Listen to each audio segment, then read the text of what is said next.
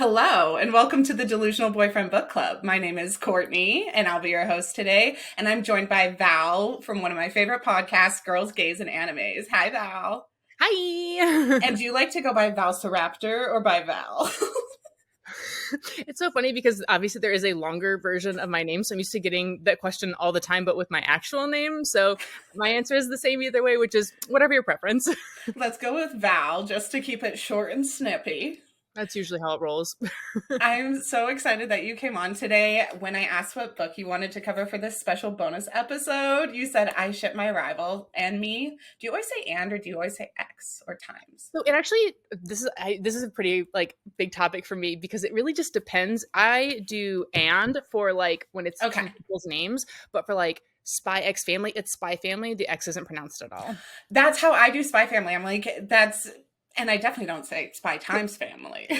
And then Hunter x Hunter is the same way. It's not Hunter x Hunter, it's just Hunter x Hunter. Hunter x Hunter. Okay. So for this one, we're going to go with I Ship My Rival and Me. This is a super cute manhwa. It's pronounced the same if it's Chinese or Korean, right? It's a slight difference in the inflection on the H. It's like Manhua instead of Manhua?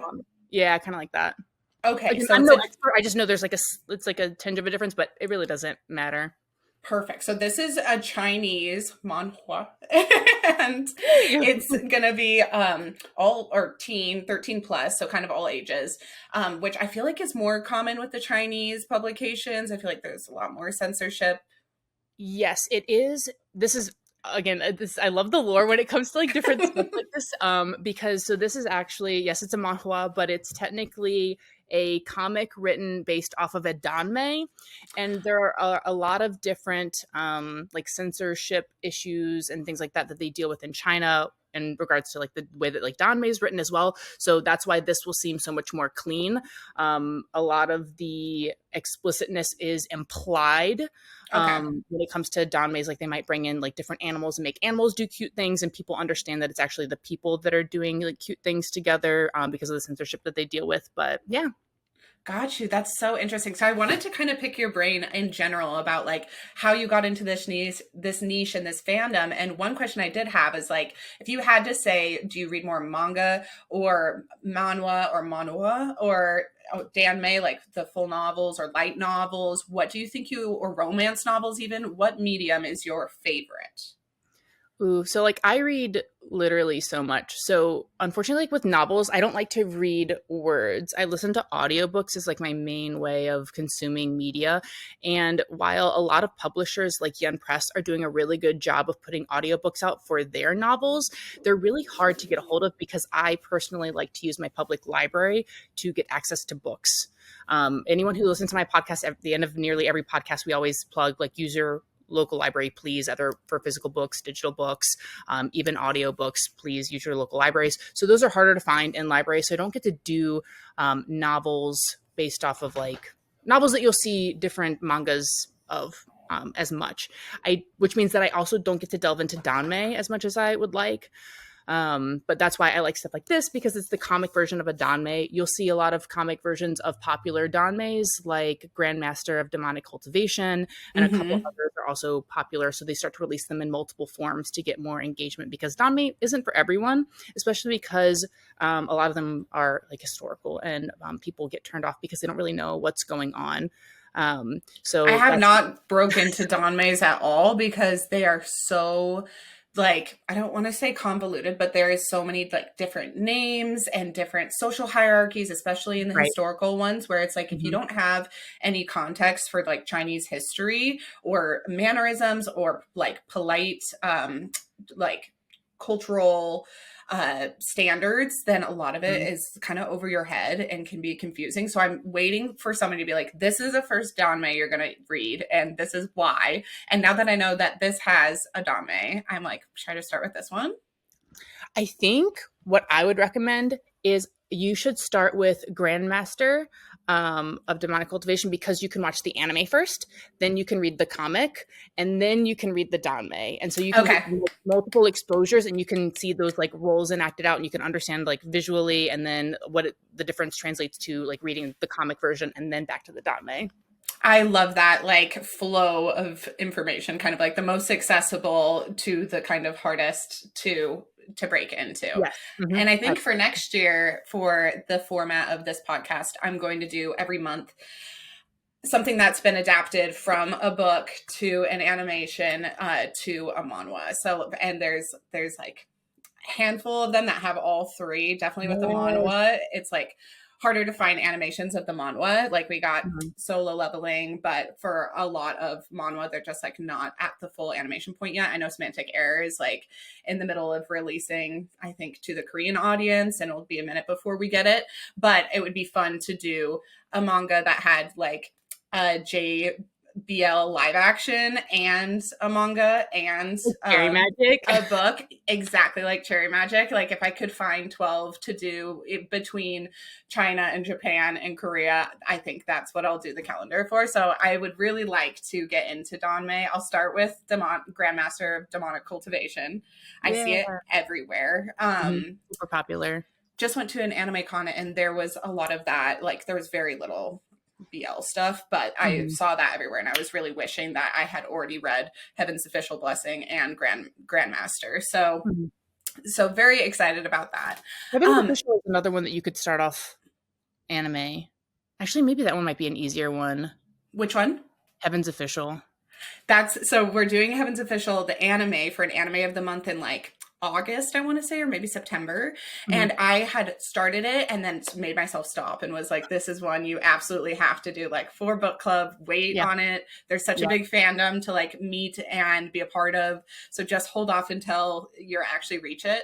So I think even though I chose the anime, I think I'm going to try to read as well, which next month or the month of May, not quite sure which day this episode's going to release, but for May, our anime of the month is Stranger by the Shore.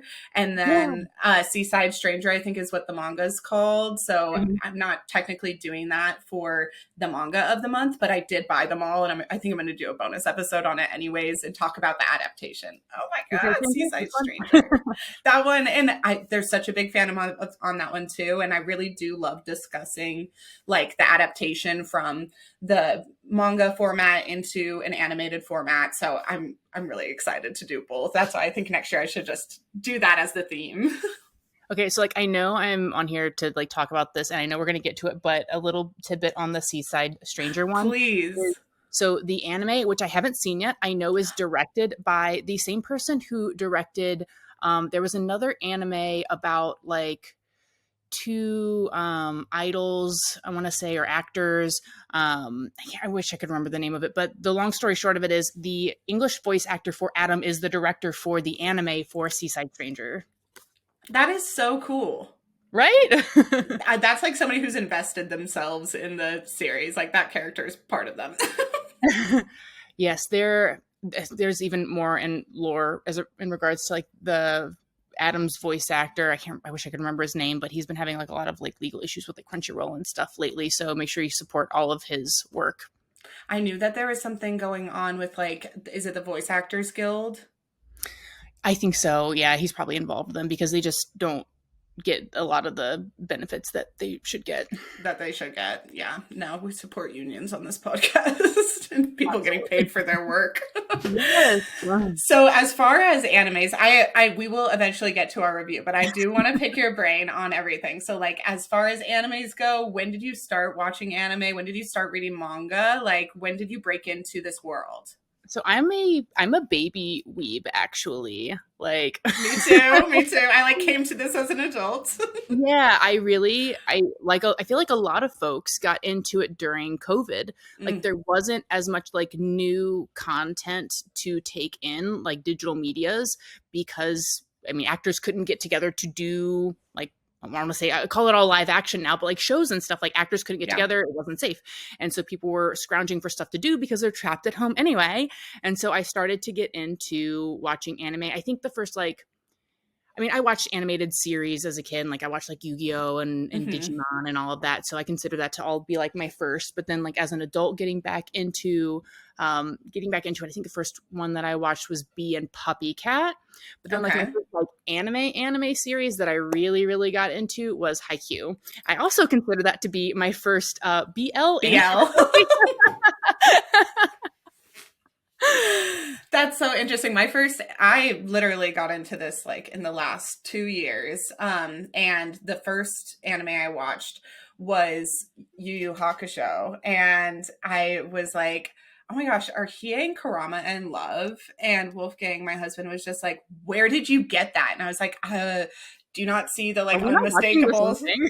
Yeah, like, are you seeing the sparks between them? Are you blind? Like, what? And he was like, no, that's not a thing. And then I like Googled it. I was like, are they in love? And that was my first time seeing like Rule 34 and like fan fiction. And I was like, wait, there's a bunch of bitches out here just like me who saw these like two anime characters and want to see them together. And then it just completely opened the Pandora's box of like, yeah, girl, you don't know what a fandom is. You don't know what like shipping is. You don't know what fanfic is. Like, this is a bright new world.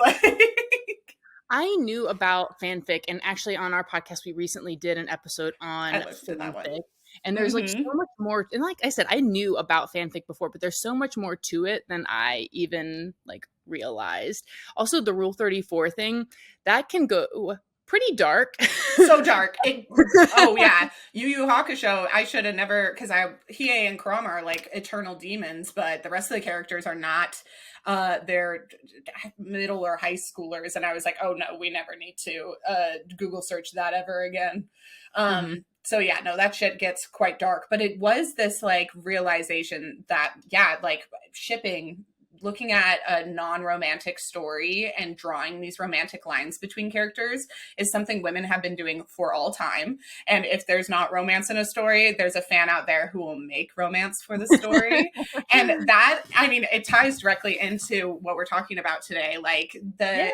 the excitement of women around these kinds of characters and their kind of need for romance in life, and like their need to see love in spaces even where there isn't love. And I think that's what a lot of BL boils down to, is like kind of constantly surrounded by men and men's worlds, and like the lack of romance is really boring. And so what are we going to do but like use our imagination to create drama where there may or may not actually be drama? So anyways, I think that's super fun.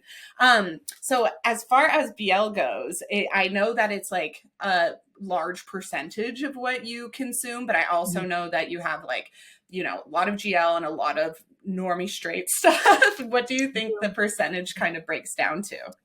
So I'm in the process. So one of my major projects for the year is actually like archiving all of my physical media. I don't want to say like manga, manhwa, whatever. I'll call it my physical media.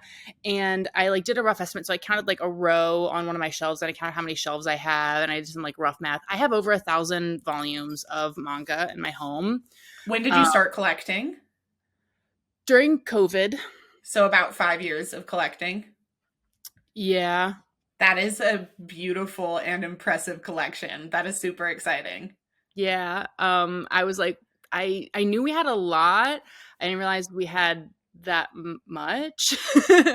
But yeah, so yeah, like that's like one of my projects for the year. If anyone has any recommendations for like different apps or websites or anything for keeping track of that stuff, please drop it my way. The reason it's been so delayed in like archiving it is because I haven't found a system that I like.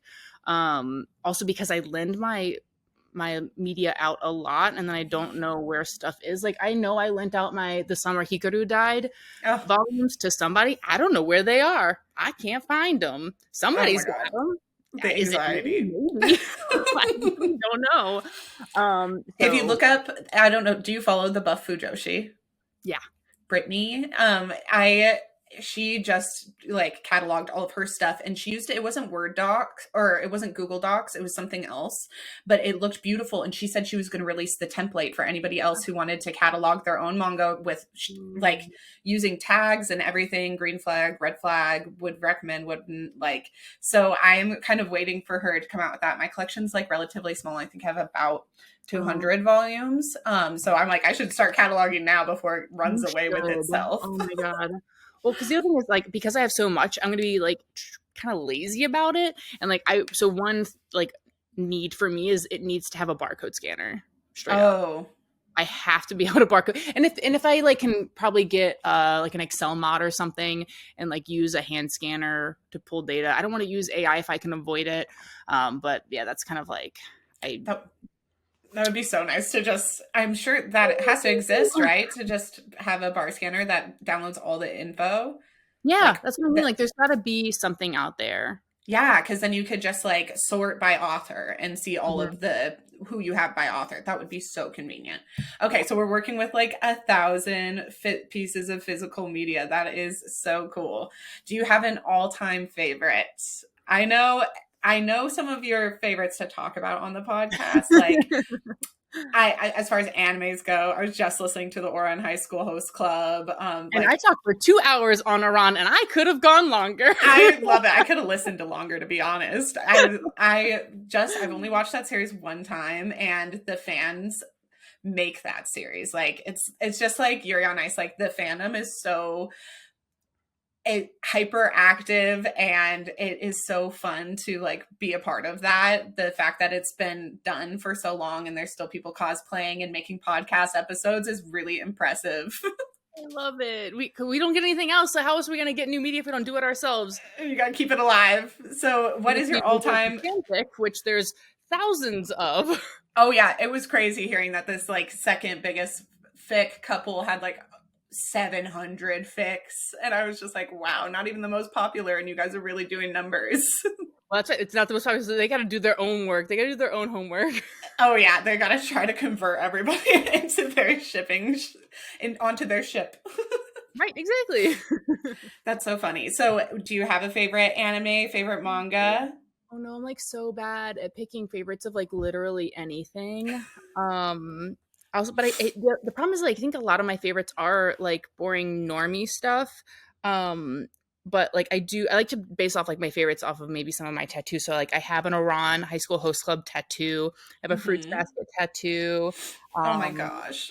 I've got a Soul Eater tattoo, and I have some like Ghibli ones. So like those are, and I have a Haikyuu one.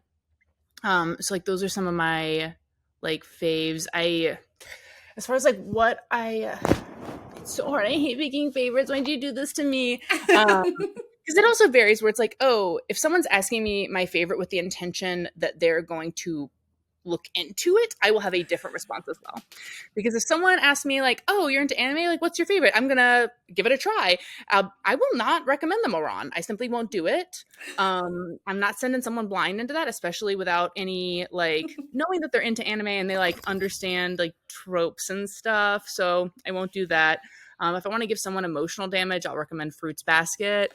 I just recommended that to one of my friends who was like already watching One Piece. She's like a really hot girl. And she's like, what's your favorite? And I was like, if you want to watch BL. And she's like, what's your other favorite? And I was like, okay, Fruits Baskets. It was the second one I ever watched. I'm obsessed with it. I feel like Shigure and Ayame are a BL subplot that I just absolutely adore.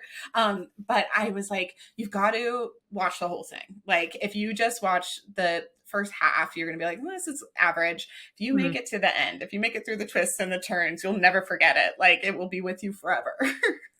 My favorite quick normie romance to recommend is Horimiya, and my favorite sneaky BL to recommend is Skate the Infinity. Oh my gosh, Skate the Infinity is so good. And I was so stoked that we got that little OVA because it just, all of the BL series, I feel traumatized after finding Yuri on Ice and like being there just at the tail end before they canceled the movie and being like, oh, the real fans who've been doing this for 8 years are just walked into traffic. Like, what do you mean? So then when I heard that Skate was getting its little mini movie, whatever, I was like, is it really going to happen? And when we got it, I was like, thank God. We deserve. I also have a Skate the Infinity tattoo. So, what is it of? It's a best friend tattoo, and I'm gonna like pull my legs up and show you. Oh my God! Long Dust skateboard, and so my bestie has Reki's skateboard and a heart on her shin. On the other half, that is so freaking cute. I'm obsessed with that. So, do you have an all-time favorite delusional boyfriend? I always struggle with this because, and I don't know if it's just like my autism, but whenever I like am obsessed with someone, it's in that way that like, okay, I'm obsessed with Gojo. I have a Gojo shrine, but it's specifically a Gojo Geto shrine. Like I love Gojo, but like I love his love for Geto. It's a Sato Sugu love. Yes, and so I don't know if I have one that I'm like, that's my husband, because all of my like husbands have a husband that they belong to already, and that is how I like it. I absolutely understand. It's like, I'm not trying to move in. I'm not a homewrecker. I'm not stealing nobody's husband. I'm happily married. I just want to see everybody else happily married. What's so wrong about that? Right. Plus, I worry that I get too attached, and one of my other favorites that I've cosplayed as like dies, and then I'm like, no. No, they can't get jealous of Oh, each other. You have to. then what if they die? Yeah, and I wasn't giving them the attention they needed, then it's my fault. That's a little OCD sneaking its way in and being like, if I don't love them enough, they'll get their season canceled. Right. So that's I always like struggle with that because like I do have characters that I'm obsessed with, but like whatever I consider to be their canonical romance is where it lies, and that is it. I will not be taking any other arguments in the matter. I love that, like true Fujoshi watching from the sidelines. Like I've rooted for this relationship. I will not be the one to make a move. Oh my gosh, have you read or watched Kiss Him Not Me? No, but I have picked it up so many times at the bookstore. So this is funny because I think the majority of your content that I see is like more fluffy and with a lower rating, not as much mature content. And then listening to your podcast, you guys definitely keep it a lot cleaner than I keep mine. There's less like cursing and explicit talk of sex.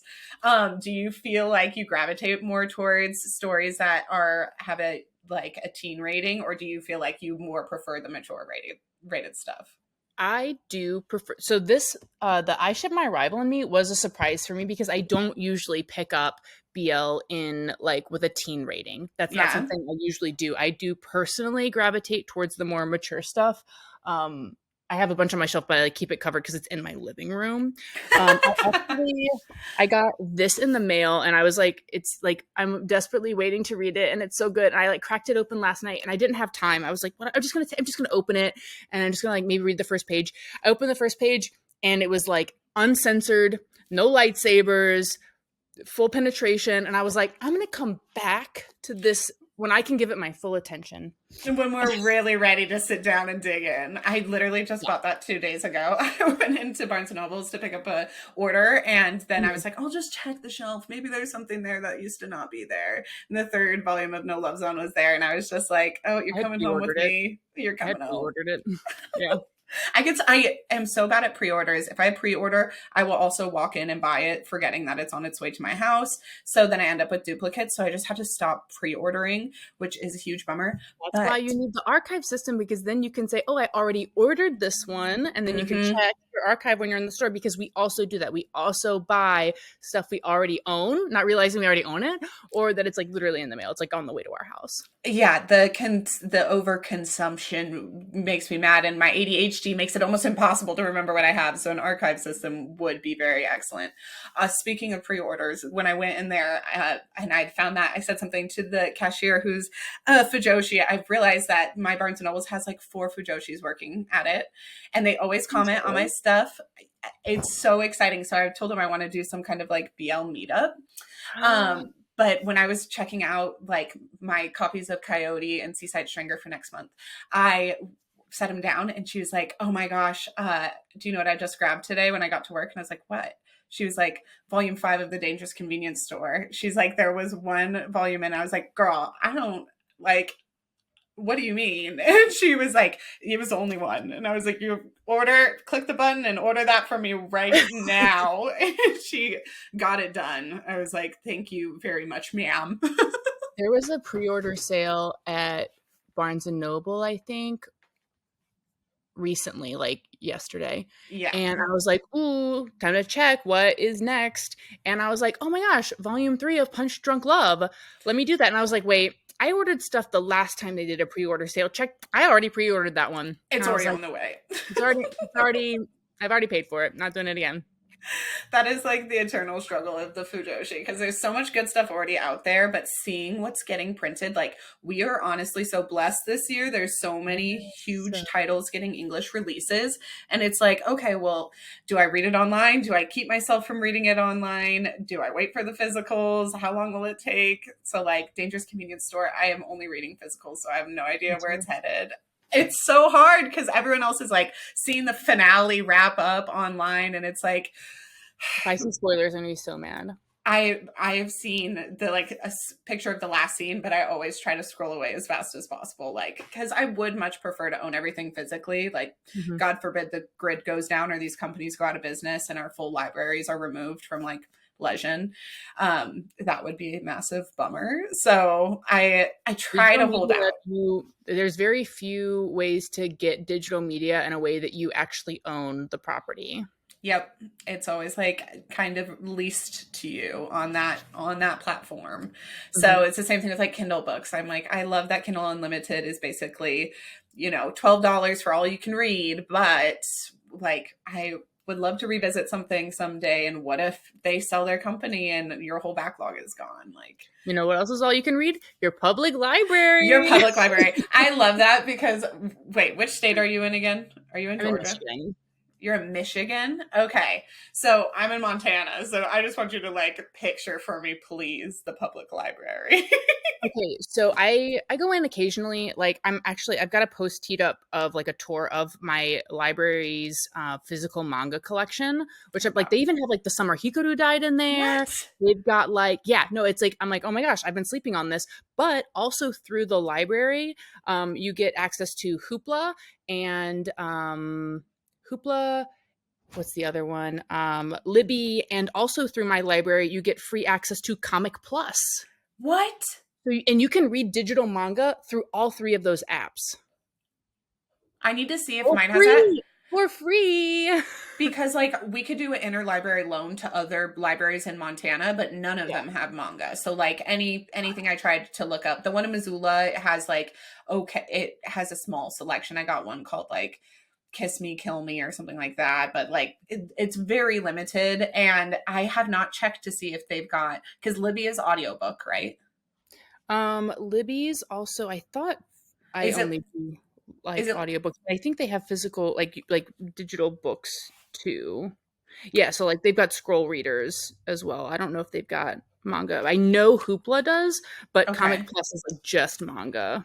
Oh my God, that's so exciting. So I'm absolutely going to be checking that out because again, if it has to be digital and you're not going to own it, it would be much better if it was just free. And if you can get it through your library for free, then like way more power to you.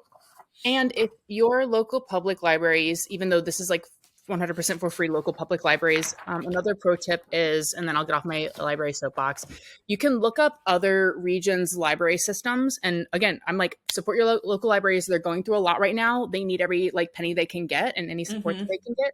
You can actually pay for memberships at other library systems and some counties. So like my favorite county that I like pay, it's like $50 a year. It's Broward County Library in Florida. Their archive is huge. Like their system's massive. I think you can do it for the Chicago libraries as well. A lot of them, like you could pay $50-$25 a year and you get access to their entire archives. Oh my God. So just all of the digital stuff, or will they actually, they don't send it to you, do they? I don't think that they would mail you them, but like if you're just like reading like online digital stuff anyway, I would rather pay $50 to the library than pay $10 to Amazon.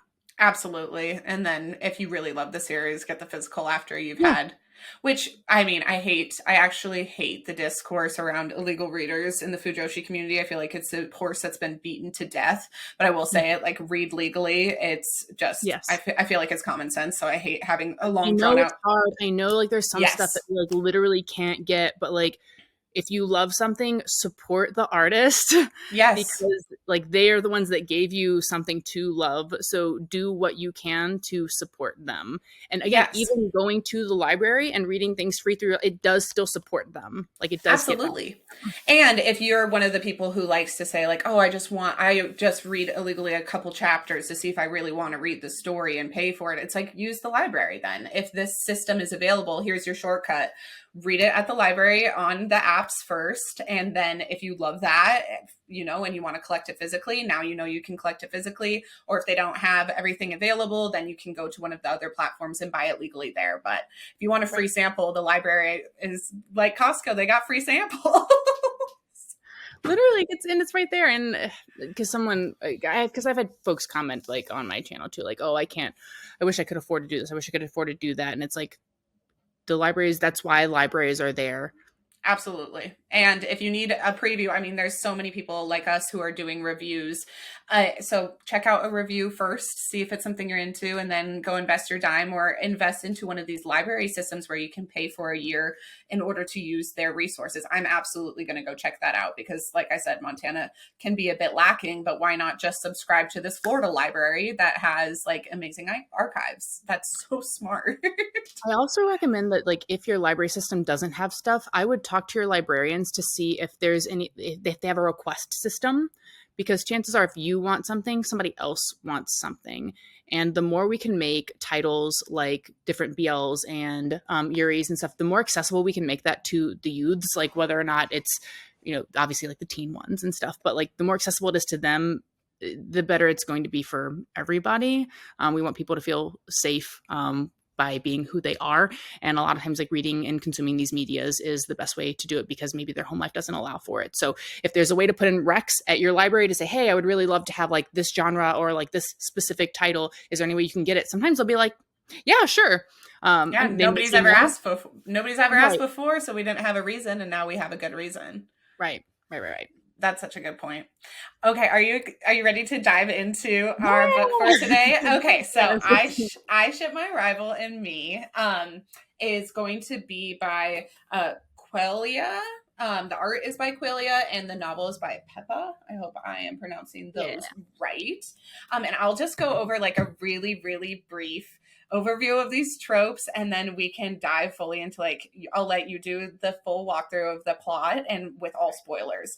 So just as far as like our spoiler free goes, the story is about two actors who've made their debut like at the same time. One is a really great actor who is brunette and a bit taller, and he is amazing at his craft. And then his rival is like a smaller blonde guy who maybe would have had a better career as an idol, like a singing idol, if that was more their forte, because they're not super proficient at acting, but they are beautiful. So both of them have very big fandoms surrounding them. And the blonde one finds out that a lot of those fans, while they pit them against each other, there's a small faction that is shipping them together.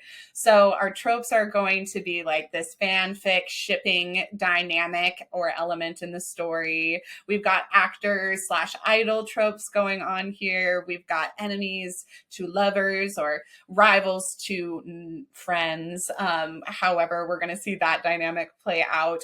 And then we've also got like, I feel like a fake dating trope is going to come in where they understand that they're being shipped together and it would be good for publicity if they acted like maybe they were together, or they talk about feeding their audience a lot.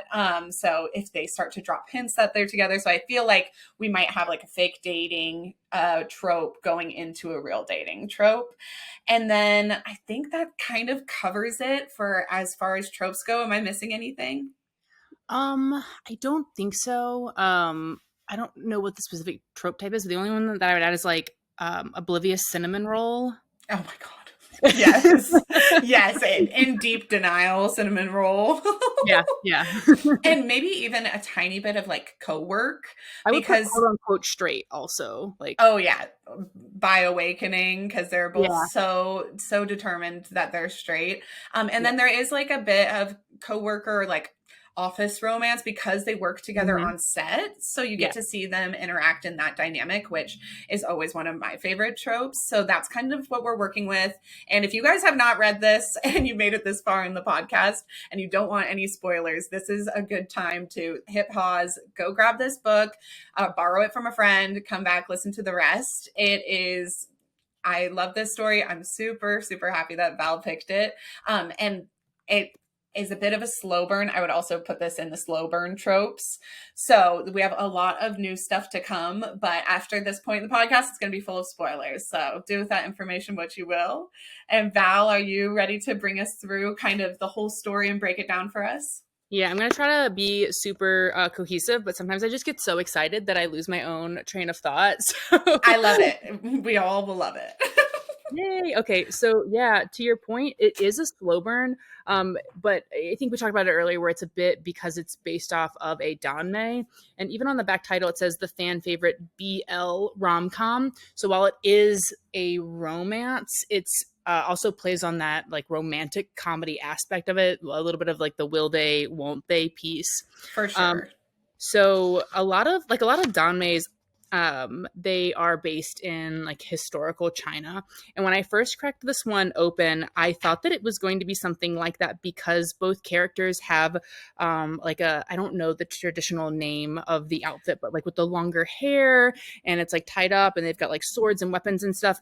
But then I was also confused because I turned the page again and they're in street clothes, like super hot, like you said, like idol caliper streetwear. So I And was like, wait, I would definitely say that that dynamic in the art, the way it goes from the historical dressing like this, if you guys are watching on YouTube, you can see it. If you're on podcast, she's talking about this like traditional garb they're wearing, these robes and shoes with really long, beautiful hair. And then, yeah, the normal everyday look is just them like in 2020 fashion. And I think the art is really like mentionable. Like it is so good. The chibis I are hilarious. The art is beautiful. I love the art. Like it's so funny to see because like it is a romantic comedy.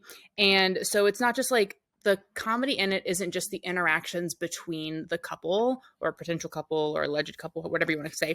A lot of it is whoever the artist was, you said it was Qualia. Mm-hmm.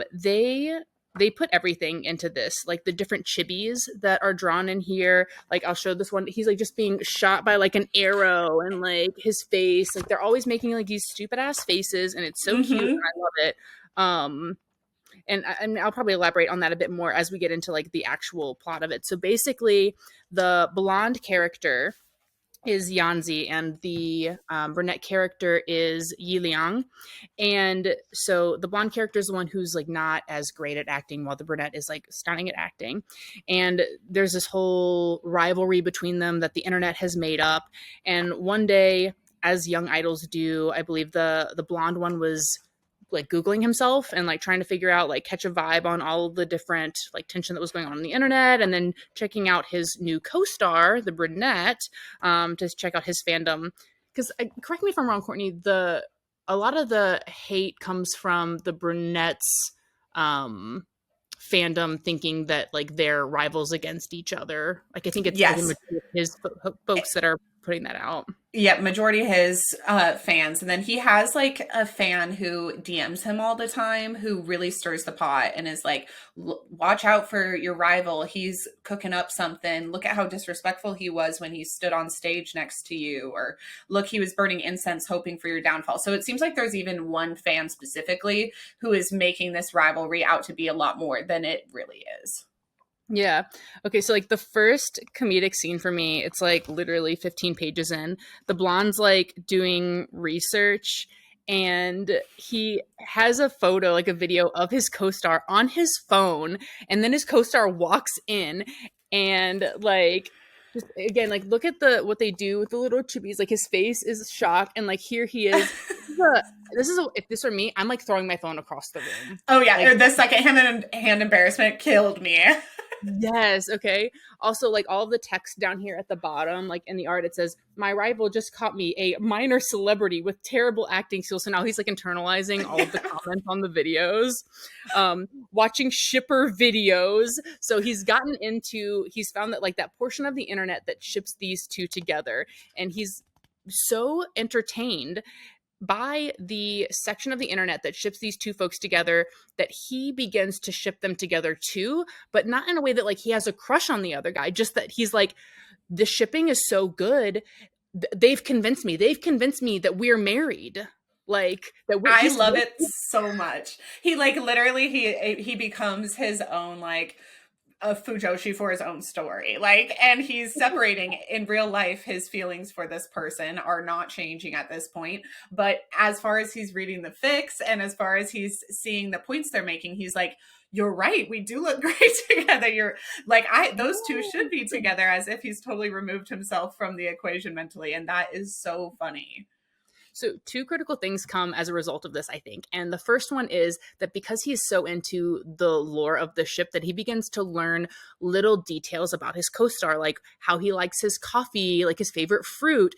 And so then when they start to get closer together, he's like showing him basically that he knows these things about him on accident. Yep. And the other guy's like, oh my God, what a little thoughtful little sweetie. And so that part of it is hilarious. But then also because of the fact that he also ships them and is like into the lore, whenever they do like fan meet and greets or whenever they do something together as co-stars, whenever, let's say, the brunette puts his like arm around him or like leans in really close, like he starts to get flustered, but as a fudanshi, not as like he has feelings for this guy, but he like, anytime you see your ship get close, you get like, you want to kick your feet and you want to squeal. That's what he feels when they have these interactions, or whenever he sees like risque, I don't say risque, like flirty photos of them together. And I love it. I love it because he's just like, he's like, oh, he's so good at feeding the fans. He's like, how does he get so good at this? He keeps making all of these organic moments, which the fans are just going to eat up, all the shippers. Because we figured out the name of their ship name is like Ningzi. I forget how we decided it was pronounced, but he's like, all of the people who ship us are just gonna love that he came over and took a picture with me with his hand on my waist, whatever. Yes, I really loved the fan meet and greet and how he like gets a picture from someone who's obviously shipping them, and on it is a fan artwork of them together and like in a heart, very much appearing like a couple. And because he's so deep into the fandom, he's so in his head, like, if I go ahead and sign this, am I co-signing the ship? Like, should I be that obvious? And he should be oblivious to the ship. He should have no idea that anyone's shipping them. But now that he's part of the fandom culture that is shipping him and his rival, he can't stop but think it. And when his rival comes over, the brunette, he's like, should we sign this? And he's like, of course we should sign it. And then his rival thinks to himself, man, I hope to see more artwork like that. We look so cute in those chibis. And oh my gosh, then we start screaming the whole time. It was so cute. So the blonde is obviously like into the ship, but the brunette has no idea that the ship exists. So any of this like feeding that he does, it's 100% accidental. This is that oblivious cinnamon roll that I was talking about, where he's just this cute little sweetie pie, has no idea what's going on, thinks that his co-star just happens, like is very observant and happened to notice how he likes his coffee, and like, oh, this person must really like the show. They drew us together on this art. Let's sign for them. Oh, let's also take a picture together. Oh, you're a fan of mine? Here, I'll sign your phone case and you sign mine. Excuse me? It's so good. And then when we find out he has a diary, and he is like, only starts to process what he's thinking. Like, since he has no idea what's going on with this ship, he's coming to like this relationship on a blank slate. But after each one of their interactions, he diary entries about the blonde, and he finds that he keeps calling himself cute, or calling his rival cute. And he's like, I think, as he's writing his diary, he's like, I think that I called him cute 4 times in this diary entry. No, that's 5 now. Now it's 6.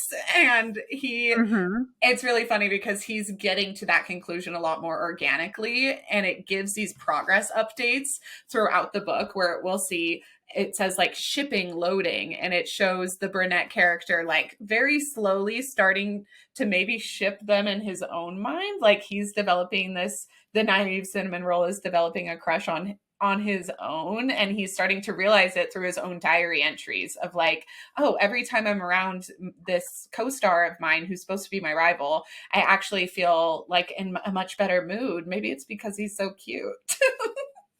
Okay, I got to like one of his journal entries, and I want to like pick some of the like pieces out. He goes, there so many strokes to write his name. Okay, well, why did you say it that way? That's like the first part of the entry is like he writes the guy's name, and he goes, why are there so many strokes to write his name? Stop. That was okay. And he goes, I'll just call him my rival. But then he like goes on to be like, one of my biggest fans said they wanted to take a picture of us, and my rival seemed up for it. As I did, I studied my rival's expression. He seemed so happy with the photos. He was probably worried that I minded the whole rival thing. He's too cute, seriously. And then there's like a little chibi of him like pinching his cheeks. I'm like in love. My favorite chibi is when he calls him cute in his diary, and then it's a picture of his rival with a pen on him, and it's like he's stabbing him to death on accident by calling him cute. And everything is so oblivious. He goes, because maybe they were just expressing their desire for us to get along. They really want us to get along.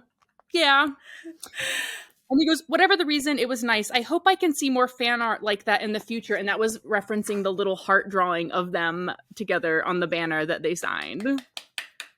He's like, my fans often draw me as a chibi, but I like that one a lot. And it's like, oh yeah, you like to see him sitting on your lap in a fan art. I think we'd all like to see that.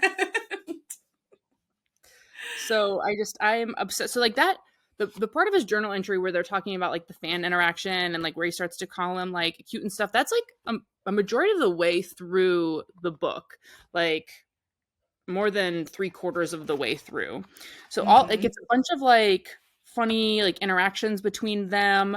There is some like we get fed as fans too in some of the art that's in here. So whether it's like in folks' imaginations, like they'll draw it out so that we can also eat a bit as we're going through. I think for me though, the story really picks up at the end of the volume. Yeah. We talked about it a bit before the recording started, but was it the brunette's mother? Stepmom. So he's been being blackmailed by his stepmom. And right before that, though, is kind of important because before we meet the stepmom, the two of them are going to practice lines because we find out the blonde is bad at acting, but amazing with his memory. He can memorize everybody's lines, and he's got them all. Everybody in the whole cast lines memorized. So the brunette is like, will you help me go over some lines then? And before that, can we head out to dinner? So they go to dinner together, and it's the cutest little dinner where they're both like literally feeding each other. They're putting food on top of each other's bowls. And when the brunette goes, you can place our order for us. I'm not that picky. And the blonde thinks in his head, oh, he is that picky. I've read everything in the fandom about what he likes and doesn't like. So I know he doesn't like X, Y, and Z foods. So when he places the order, the brunette thinks to himself like, oh my gosh, he ordered exactly what I wanted. And then they load each other's little bowls up. And after dinner, they go out for a walk. And then they smoke a cigarette. And that was my favorite scene. I'm a closet smoker trying real hard to quit.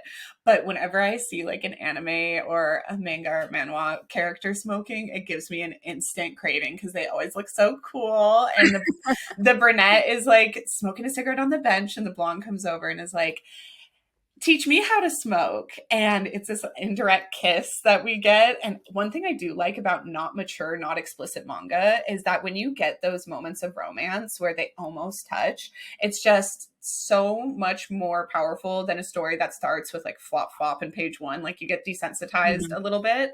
And in this story, every time they're close, it is like a special moment. And when they're smoking the cigarette, he's like, teach me how to smoke. And he takes the cigarette out of his mouth and puts it in the blonde guy's mouth. And then the blonde guy starts coughing, and it's this really adorable moment. So we get all of that right before the true drama with this stepmom who kind of interrupts them and looking for money to blackmail this guy.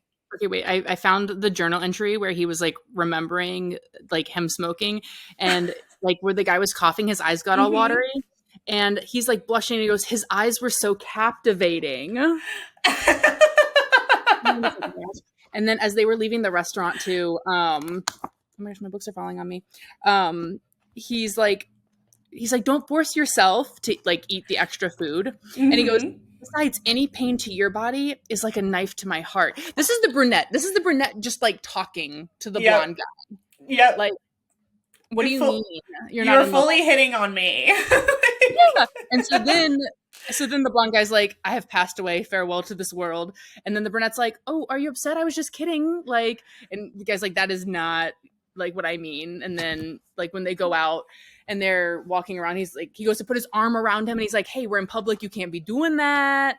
And then cue the stepmom like coming in, right? Yes, and the brunette totally doesn't care. He's like, so what if somebody sees me with my arm around you? So what if somebody gets a picture of us at dinner together?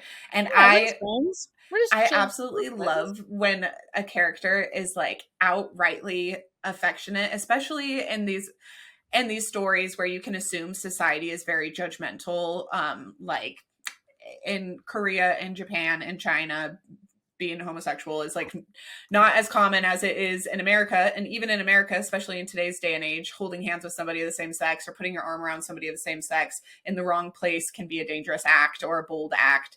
And so I always love when a character is really bold about that and is like, I don't care, I'm going to touch you anyways, and I'm going to let anybody see us. Like, doesn't bother me.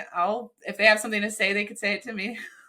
It's so funny too because yes, and I feel like because they're like actors and idols, they also have to be very conscious about like who they touch and who they're around with out in public. And it's funny because when they were at the fan meet and greet, the brunette pretty much like slapped a juice bottle or something out of the blonde's hands because he had taken it for a fan and he was just going to drink it because he was thirsty. And he's like, oh, he's so naive. He's so oblivious. But it's like, okay, but you're going to go out in public and you're going to put your arm around someone who like, it's as an idol, they're constantly conscious of like who they're around and who they're touching. So why is he like so naive about certain things and like not other things? And so they're both just they're just like both such like dumb, sweet little babies. Yes, and they both seem very hyper aware of the other one and not super hyper aware of themselves. Yeah. And at the end of the book, it does. So the stepmom comes and tries to blackmail him for money.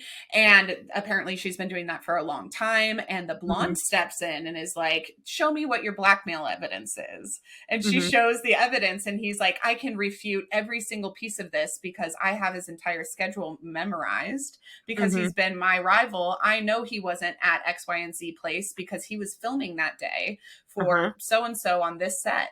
So he comes to his defense and he's like, you know what? Why don't you try to blackmail him all you want? I will pay a PR team in order to clear up his name because we're not just rivals, we're friends.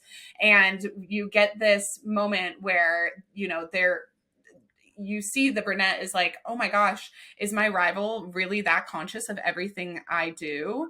And like, wow, he really is good. He's really good at memorizing stuff. Like he must just have a knack. And it's like, no, he's obsessed with you. He's in love with you. And that's why he knows everything about your life. He just doesn't understand that for himself yet. And then they walk away from this situation and both of them have really already verbally kind of put out there like, hey, you should be more careful, or I want you on set when you're doing a stunt, you need to be careful, make sure you don't roll your ankle, make sure you don't drink that drink from a fan. So they're both being protective and doting on each other in a way. And then kind of the last scene is the blonde thinking to himself like, oh, I could look at how I stood up to his stepmom. I could protect him just like a dad would. Maybe the feelings I feel towards him are paternal. I just want to protect him like any father would. And like I said to you earlier, Ron High School Host Club, like, oh, I'm her dad. What do you mean? I'm just the mom and he's just the dad. We're not married, but you call me mom, you call him dad. And absolutely, I think that it's really cute to watch characters go through this kind of typical arc of like, do I like them or do I just admire them? Is this just admiration? Do I want to protect them in a romantic way or do I want to protect them in a paternal way? And it's like, honey, let's skip to the chase. You want to protect him as in be his man. You want to protect him like a husband protects his partner. Right, exactly. And then like the last couple pages are just like after the event, the blonde one's like trying to cheer up the brunette, and he's like pinching on his like little cheeks and stuff, and he's like smile, and then he does smile, and then like later he also like pinches the brunette, pinches the blonde guy, and they're like pinching each other's cheeks, and then he's like blushing and like fainting, and like it's like I said before, it's like it's so overwhelming to him from a standpoint because he ships them so hard. So it's like he almost has like an out of body experience Yes. where he is seeing what's happening and like reacting from a shipper perspective, but then he also has to deal with the fact that it is actually happening to him too. Yes, and he's read some fics that were really highly explicit. So also his head is like jumping 2 steps ahead in the game where he's just like, I hope he doesn't think that I'm thinking about him inappropriately. This is kind of like in that fic I read when they got close, like, is that going to happen to us next? So he has this like preview of their relationship in his head from reading all these fanfics about him. And then it starts to play out in real life. And that dynamic is so precious. He's like trying to figure out like why he was so happy about like the pinch cheeking and stuff, like the cheek pinching and stuff. And he's like, was it because I was intimate with him in an alternate universe? Talking about like the fanfics that he read.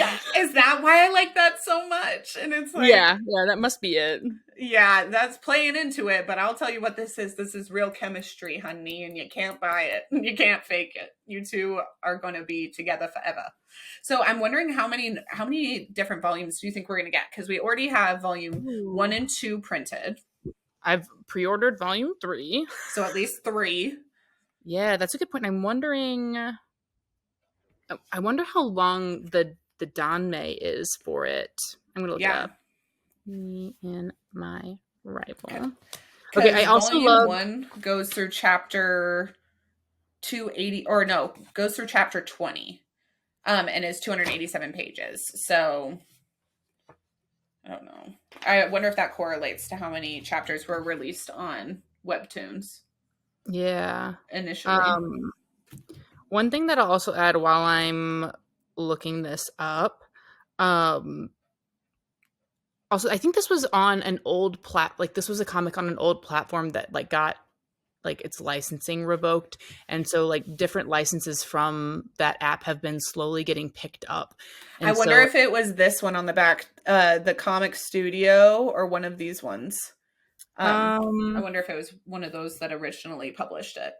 Maybe. I'll add though one thing about like if you're not into like shipping or like the different nuances with it, the funny piece about this is the I ship my rival X me. I took this as, since our main character is the blonde guy, when he says I ship my rival X me, there's also a heavy implication here, it's an explicit implication, that he also acknowledges that he is the bottom in this situation and in the relationship, and that's how he ships it. He ships himself as the bottom.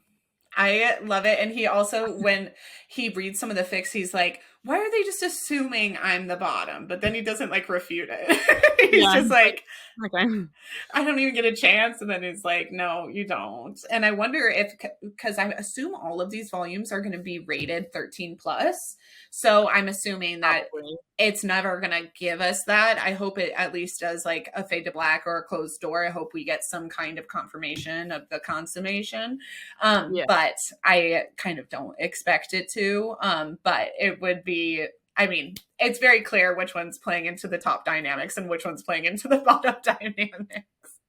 Yeah. I know. So they've already announced the 4th volume as well. Oh my God, yay. But it doesn't say that that's the final one though. Because normally it'll be like, oh, in this final volume of blah, blah, blah. But it doesn't say that. Well, I hope we get a lot, because a deep, long series is my absolute favorite thing in the whole world. If I could have 40 copies of a book in a favorite series, I would take that every time. Mm-hmm. I know some people say they get drawn on a little too long, but I am never of that opinion. If it's a series I like, it could go on forever and I would never complain. Again, the piece of this to remember is because it's a Danmei, there's going to be a deep storyline. So like at the beginning of this, we saw a lot of them just like basically flirting. Mm-hmm. But at the end, the piece brought on with the stepmom, I'm expecting that there's going to be like an even deeper storyline that develops because of the Danmei.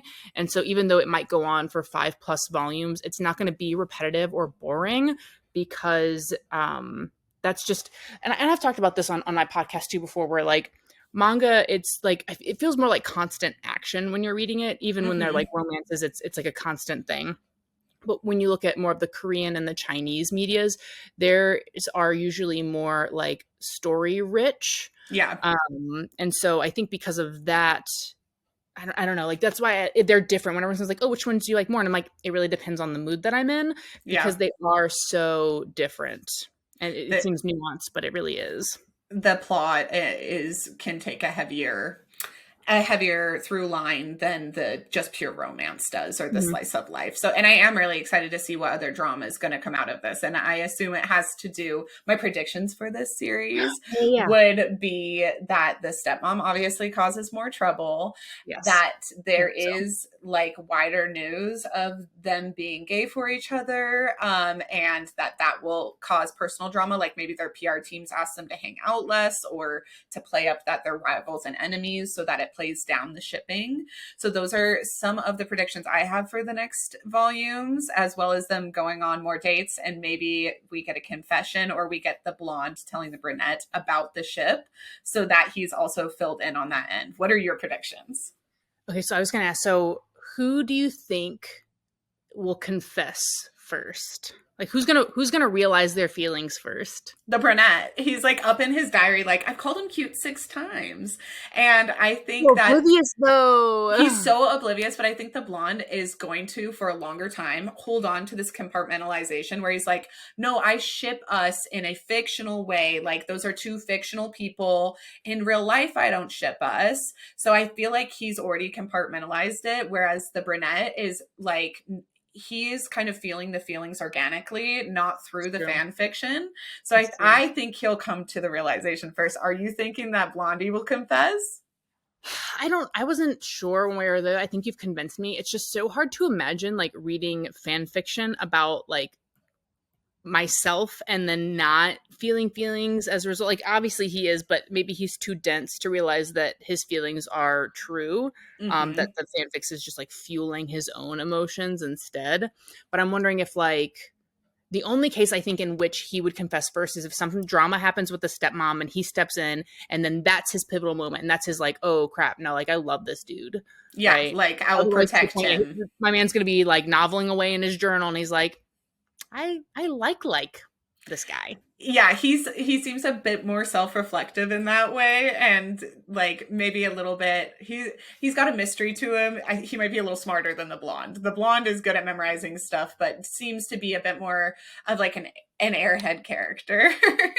I'm almost wondering too, like another thing that I feel like would push the brunette over first would be like if the blonde had like a friend or like someone from college or something come over and there were like some jealousy involved. I think that would also push the brunette to like realize his feelings. He's like, wait, like I think he's cute, but I don't like him. Why am I feeling this way? That's Absolutely. the only way that I could see it playing out. Do you think that character could be his personal assistant? Ooh, Because he's getting a lot of screen time. Like this personal he assistant, has we been. we Yeah. haven't mentioned him, but he is clearly also kind of shipping them. Like every time he sees them get close, he excuses himself from the room right away. So Yeah. it kind of feels like he wants them to. He's a little bit trying to push them along down that path, but Hmm. also we don't know who the mean fan is, who's kind of trying to stir the rivalry pot.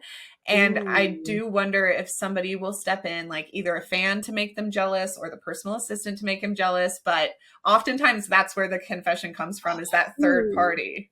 Ooh, what if the mean fan like starts to feel like they are together and then she gets jealous and then like threatens the blonde one and the brunette has to step in? I could see that happening, like a stalker situation where Yeah, she yeah. like goes to try to take things into Like her she own thinks she's hands. helping him. Exactly. Yep. Yeah. I can totally see that happening. And like they wouldn't have brought up this whole like there's a full panel where it just shows her messages to him and they're like 5 in a row unresponded to. And I feel like we wouldn't have seen that if she wasn't going to turn into a stalker eventually. Right. Exactly. So this is what I'm talking about when I'm like the Danmei and like manhwas and manhwas, like there's so much built into this. I'm so interested to see how different because I'm like totally oblivious and maybe it's the ADHD, I don't know. But like when I'm reading stuff, I'm like, that's weird. But I know if I were listening to it spelled out to me explicitly versus me having to like recognize what's going on in an image and understand like why it's happening in an image, I feel like it would be, I feel like I would get more out of it that way. Like I It would maybe is, get on to more of the storyline. it's interesting how much you have to pay attention to their facial features, to the sound effects, to their blushing in order to see how they're feeling in a moment. Whereas if this was a full length novel, like if we're reading the Danmei, like I think you could hear it or read it spelled out where it's like, yeah, this person is feeling anxious or uncomfortable. Whereas in this book, you just have to see their facial expressions and you really have to kind of like take in what you're looking at in order to figure out what the true intention of the artist and the author is in that moment. Yes. Yeah, absolutely. So this is my favorite part of the podcast, our kind of wrapping up segment. Who is your delusional boyfriend from this story?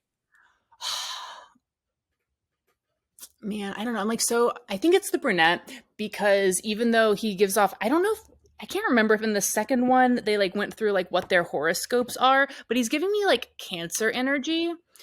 Um, you don't think I'm so? I'm scared of cancers. All the cancers I know are very, I'm a Leo, and so cancers and Oh, me I too. are you, oh my gosh, that makes so much sense to me.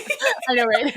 Oh, but that was what I was leading into. I was like, he gives me Cancer. Like, I like him as a character, but he does give me Cancer energy, which is why, like, I know I personally couldn't, like, be with someone like that. But like, I do still love him and his character. But is the whole? I'm gonna look it up to see if I can find any of the details anyway, because like, I'm convinced that he's a Cancer. I love that it goes into horoscopes in volume 2 because it wasn't in volume 1, but I'm a huge horoscope person. And anytime one of these stories will mention either like Chinese horoscope or regular Yeah. zodiac or go into blood typing or like, Yes. I don't do the personality typing, so I don't even know what it's called, but like the INFJ, like whatever that is, sometimes it will have like the author's bio in the back and be like, she's blood type O and she's a Leo and she was born in the year of the rat. And that's all my personal information if anyone wants to know. But but I love when it gets into that because I do think it has a total effect on it. So my delusional boyfriend from this story is definitely the brunette. And I think in real life, I could absolutely date him. He's a smoker. He's a mysterious bad boy. But if I knew he was a Cancer, this would have been a different I don't know. I'm like, I conversation. can be speculating. That's just the vibes I get. He does kind of give Cancer vibes, like a little bit internalized and kind of, I don't know, deep. I'm a Leo, so I'm like out here. Everything I think is already out of my mouth, so I don't like hold stuff in. I don't journal, and those kinds of things. While I actually find quite attractive in a real world scenario, I'm just like, spit it out. If you got something to say, let's say it now. Like, don't be so internalized and to yourself and introspective. I want to be out. I want to be extrospective. Yeah, I'm like just like not good with my like emotions and like self-reflection usually, and that is like a lot of times like a Cancer thing, and so it's just like Yeah. does not match. I can't find their birthdays anywhere. I'm like, I've been like trying to find at least their birthdays so that I can figure out what it is, but maybe we'll get it later, or maybe it's just really hard to search for because of the title. Make a prediction. So you think, well, like, what vibes do you think they give? You think brunette gives Cancer? What vibes do you think the blonde gives? I want to say Sagittarius. I was going to say Aquarius, which are, Okay. I feel like they have a lot of similarities, but can be outgoing and creative minded. Yeah, like neither of them give definitively, neither of them give Leo or Aries energy at all. I'm not picking up any Virgo from them. So I think the brunette could be a Capricorn, just because he seems very meticulous about his acting and his journaling, stuff like that. But I think that's even a little bit. What about the blonde as a Gemini? The blonde as a Gemini, I'll take it any day. Yeah. Absolutely. A little bit two-sided, kind of a jack of all trades, master of It's none. like, oh, I'm not shipping myself. Like I'm shipping, like I'm just, it's not me. It's the other me that isn't me. Gemini. Absolutely. Gemini. It's a Gemini. He's giving Gemini just that amount of chaos, but also like really alluring to other people. Like other people find them very entertaining and attractive to be around. Absolutely. Yes, exactly. I would say Cancer, Gemini, which are adjacent signs, which can be incompatible. So we'll see how those two go. But I am really excited for these next stories. I guess the other question that I ask is, how does your delusional boyfriend from this series, so you didn't quite answer. You said he was giving Cancer vibes, so you couldn't choose, but you have to choose between one or the other. Okay, yeah, no, so definitely I can't do blondes unless like the only blonde I can do is white hair, and I don't consider that to be blonde. So Gojo is not a blonde. In what world would Gojo be a blonde? Anyone who says that to me. Oh wait, I also have a Gojo tattoo. I probably should have mentioned that earlier. Let's see. Can you show it? Oh gosh, yeah. I'm like, it's like oh my gosh, it's the cutest one. It's like, I'll murder you. I only have one tattoo, and it's Jujutsu Kaisen, but it is kind of heartbreaking. I am like this. I'm a dramatic Leo. So this is Yuta and Rika. Oh, I did see you post about this one. Yeah. When they were kids, they exchanged promise rings, and then she gets hit by a truck 4 seconds later. 4 seconds later. No, but literally. I do fully believe Jujutsu Kaisen is, I think, very, very deep. And it would be, it was the second, I think, I watched it right in there with Fruits Baskets and Yu Yu Hakusho. It was one of the first ones I watched. And I shipped Sato Sugu pretty much immediately. But there is so much depth to that show. And I think that there's a lot more romance in it than is explicitly there. I haven't. We have up through like volume 23 or something like that. But I don't want to spoil the anime because the anime is so enjoyable that I kind of want to do anime only until it's over. Is that crazy? So I read all the way through on Shonen Jump app. Uh-huh. And there was, I can't remember their name, but on TikTok, they were getting, like translation, like spoilers from like the Japanese releases of it. And I was like following her. I wasn't like going and like reading or translating them myself, but I was like following like her, like intel that she was getting. And then like the next day I would just read it myself. So like I'm 100% spoiled all the way through. Oh yeah, and I have all of it spoiled for me. I'm like a spoiler queen. I will look up spoilers, so I know what's going to happen. But I also kind of want to see it play out on the screen. But I go back and forth between whether or not I want to wait or if I'm ready to crack it open. But on that topic, who's your all-time delusional boyfriend from? We'll just say like a reading medium, so a manhwa or manga. Oh no, I'm trying to remember. I've forgotten everything that I've ever read. Yeah.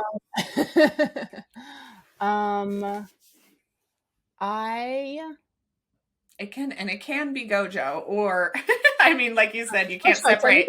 I technically have read. Yeah, so I think my favorite, because I don't necessarily ship him with anyone, is Choso from Jujutsu Kaisen. That can be your all-time. Okay, so okay. Then how does like Choso like shrine too? Oh, Choso, blood manipulation. I love that, man. But anyway, so how would the brunette from this story, Yiliang, I think that's how you say it. Yeah. How does he measure up then to like Choso? Is he going to be on that level? Could he get to that level, or is he on the junior varsity team? Choso is a grown man. He's also like a demon, which gives bonus points in all of my realms. Yeah, he's like 200 years old. So he's like literally like 10 times the age of Yiliang. That's a lot of experience. That's what I'm saying. I follow a lot of fan art accounts and subscribe to many on Patreon. And I love whenever they draw not safe for work stuff with Choso in it. They always make him seem inexperienced. Like he's like kind of like he'll be hooking up with a woman and be like, I've never done this. And I'm like, in what world, Choso? You're a man's man. Like, he's like a little gloomy boy too. Yeah, like he's like emo boy. So like grumpy, gloomy, but like he's also still like, he's like, no, like that guy's my brother, like I care deeply about him. So it's like, Oh, he'll burn a village for his family. And if you were his family, what would he do for you? That's what I'm saying. So I think if I my all-time delusional boyfriend changes all the time, but if I just go off who I said on the last podcast episode, unfortunately for everyone, I think my number one is probably still, well, that's from a manhwa. It counts. I just read Roses and Champagne, and Caesar is my current hyperfixation. And I know he's wrong for me, guys. He's wrong for everybody. I still can't help the way the heart wants what it wants. All right. So I would say, in comparison, like Baby Girl here has a steep hill to climb in order to Oh my God, dethrone yeah. any of my absolute favorites. And it is hard because all my absolute favorites are going to be from mature stories where you get a lot more visual stimuli of them. Yes. Yeah. But I would say that in the, we've got a lot of volumes to go. So he could defeat all the odds. That's true. So again, I know this isn't like super mature, but if you want like a brain cleanse, if you want to giggle and kick your feet at a BL, and you want something that's a little more story rich, but there's still a lot of like flirting and it's funny, and this is it. Like anyone, I'm wrecking this to all my friends right now. I'm like, please take this from me, read it. I need someone, like, you need joy in your life. This is where to start. Absolutely. I would say that this checks all my boxes. And one thing I usually, if you're like a mature reader, let me tell you, there are places that it is helpful to not have a mature story. And that's going to be on an airplane, in a bus, next to anybody. And I oftentimes will roll the dice and open a book wherever I end up sitting. But I will say that oftentimes it is really nice, like at a family function, to have something like this, where if your little niece came and flipped through it, you wouldn't be feeling like a perpetrator of a crime. So yeah, like I can fully flip through this book without having to censor anything, and that is a comfort. So if you're looking for something that is fluffy, non-toxic, especially if you just read Roses and Champagne for book club, this is a great palate cleanser. Absolutely, I would recommend this to anybody. It's super sweet, and I can't wait I have the second one. I'm probably going to go read it right after this. So I am like, if it makes you want to read the second one, then it's like a thumbs up for me. Yeah, absolutely. Agree. Well, I'm so excited that we got to do this together. I really hope we can do more collabs. This is like a total dream. We started talking like fully a year ago. I found your podcast and was like, oh my gosh, I'm trying to start a podcast too. And you were already up and going, and it took me, I think you were like one of my first 200 followers, honestly. That's so funny to me. And I was just looking everywhere. I was like, BL podcast, anime podcast, manga podcast. And I found very few. And the ones I did find were men talking. And I know we're both married to men, but you can only be around them so much and listen to them so much. And so I found some that I like. I've been meaning to give your husband's podcast a listen. And will you plug it really quick? It's called Baka? Yeah, they're Baka and Co. Or they do like a couple different series. They've got Baka Co. They've got Baka Bites. They're currently going through a bunch of different like older series. They're doing like rewatches, and they are calling it I don't know. It's some sort of like archive. I can't remember the specific name of what they're doing. A lot of what they had done before was like news related. They report. So like I mostly report. I do a lot of like chats and stuff more about like physical media. They do more digital media. So they do a lot of like anime reviews, like anime chats. They did a whole episode just like on the Crunchyroll award predictions and stuff like that, where I'm more like doing more like mangas, manhwas stuff. But we do talk about anime as well.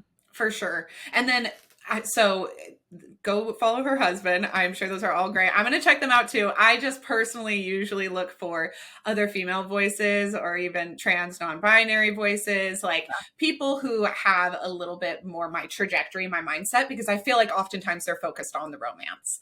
And that's always what I'm looking for in a story. So when I found a podcast called Girls, Gays, and Animes, I was like, this is exactly who I'm looking to befriend, and also what I'm looking to create out in the world. So I felt really blessed that I stumbled upon you when I did. And then we had mentioned doing a crossover, and I was like, no, that the goal is to do a podcast, but I'm not even close to doing it. So I'm so glad that we revisited this like a year later and actually made it happen. Like a year later, yeah. It's almost a year exactly. So I'm so stoked on that. Can you plug all of all the platforms you're on, where people can follow you? Yeah, so we are Girls, Gays, Animes. We're safe to love what you love and love who you love. We're on YouTube. We are on all major podcasting platforms as far as our podcast goes. We've got short form media that we post on TikTok, Instagram. We do shorts on YouTube as well. We don't really play around on the platform formerly known as Twitter too much. We currently focus on anime, manga, like I said, girls, gays, animes.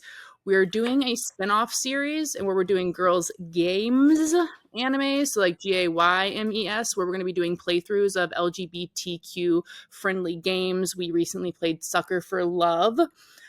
So we're in the middle of our playthrough for that we're posting on YouTube. So the Girls Games series is also on Twitch if you want to connect with us on any of those. If you find any of our like socials, you can get our link tree, which has all of our major links on there. That'll take you to any of the other places where we're posted. So you can find us there if you want to collab with us. Our email is there.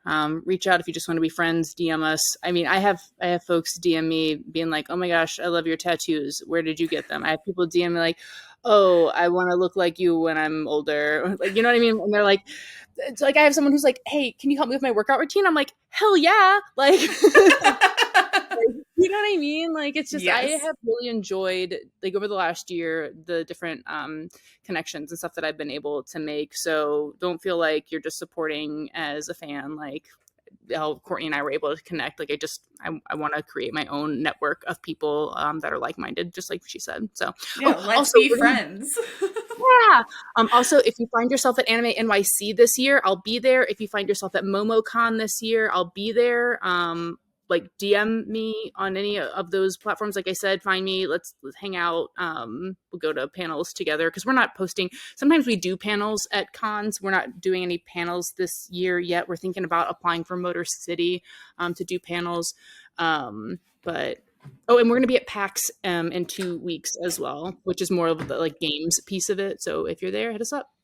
Can you preview any of the cosplays you're going to be doing at anything? Or is it secret? Oh my gosh, so I'm making my husband redo the Chowder and Panini cosplay that we had done. That is so fun. So I'm so excited for that one. I'm also making him do a Kirby and a Waddle Dee for Anime NYC. I'm going to be Kirby, but specifically the Kirby that had eaten a traffic cone. So I'm going to do that. That's such a deep cut. That's so funny. I'm trying. So like I normally do like a Choso, but I don't think I've got any like capacity for that. The other one, I've been like super into Hello Kitty Island Adventure lately, so I'm gonna do a Kuromi at PAX this coming weekend. Oh man, there was another. Oh, and then the other one that I've convinced my husband to do is Princess Bubblegum and Marceline from Adventure Time. Oh my god. Are you going to be Marceline? I'm going to be Princess Bubblegum and my husband's going to be Marceline. This is so fun. I cannot wait. So definitely go follow on all of their socials. You'll definitely see previews of those and the real life cosplays once they're out. I love following you guys. I think it's so much fun. You guys can definitely, this is what I was going to say. If you've made it this far in the podcast and you are on YouTube, or even if you're not on YouTube, I accidentally bought a duplicate of I Ship My Rival and Me. So go follow Girls, Gays, and Animes, follow me, and then comment on this video on YouTube and say duplicate, what should we call it? Duplicate giveaway. Just comment anything. Comment anything and say... Comment your favorite delusional boyfriend. That's good. That's better. That's so much better. Okay. So if you follow Girls, Gays, and Animes, follow Delusional Boyfriend Book Club, and comment down on the bottom your favorite delusional boyfriend of any series of all time, I will let it go on for some time, and then I will choose a winner to send this to. And since it's not rated mature, I don't even have to age verify. I can just send it to whoever wants it. So you might want to say like exclusive to the US, because sometimes international shipping, especially with all the tariffs, can be really bad right now. So can be crazy. Okay, so then this is exclusive to the US. if you're not in the US, I might splurge. So give me a good reason. Give me a good delusional boyfriend description in that comment, and I'll maybe make an exception for you. So yeah, definitely make sure that you're following both of us so that you can stay in the loop. I'm definitely planning on doing more bonus content like this, which won't fall on my normal posting days, which are the 5th, the 15th, and the 25th. So if you want to make sure to get that bonus content right when it drops, you're going to want to subscribe. Thank you guys so much for joining today. This is really a dream come true doing this podcast. It's the most fun I have all week is when I get to talk and record and then hear everybody's feedback. So make sure. Yes, we love to yap, and do please interact, send me DMs, go onto the website Delusional Boyfriend Book Club and talk on the discussion forums or comment down below so that I can make sure that we get a conversation going. And until next time, remember, sometimes the delusion is the solution. Bye. Bye.